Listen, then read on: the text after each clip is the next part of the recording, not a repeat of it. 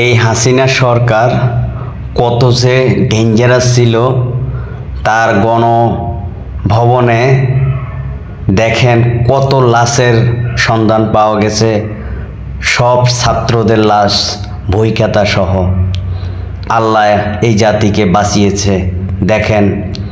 এবং এই হাসিনাকে সেনাপ্রধান যে যাওয়ার সুযোগ দিছে সেটা ঠিক করে নাই দেখেন। গণকবরের সন্ধান পাওয়া গেছে। এখন আমাদের আরেক যুদ্ধ করতে হবে, শেখ হাসিনারে বাইরের দেশের থেকে এনে এই হত্যাকারীর ব্যাপারে ফাঁসি দেওয়ার ব্যবস্থা করতে হবে।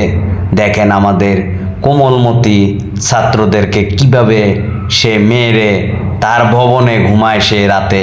আল্লাহ তার হেদায়েত করুক। আমরা এরকম নিষ্ঠুর সরকার কখনো দেখি নাই। স্বৈরাচার আর আজকে কি দেখলাম। তো বন্ধুরা, আপনারা দেখতে থাকেন কি অবস্থা চলতেছে।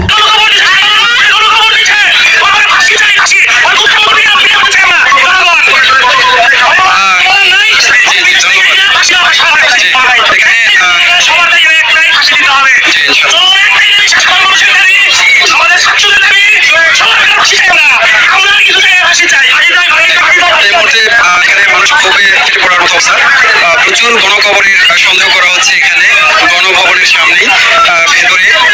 তো এখান থেকে প্রচুর লোক বেরোচ্ছে। এখানে টিকাই এখানে চিহ্ন দেখা যাচ্ছে, অনেক নতুন কবরের চিহ্ন পুঁতে রাখা হয়েছে, পুঁতে রাখার চিহ্ন দেখা যাচ্ছে গণভবনের ভেতরে। আল্লাহ ভালো জানেন যেখানে কি হয়েছে, কত কি পরিমাণ লাশ এখানে পুঁতে রাখা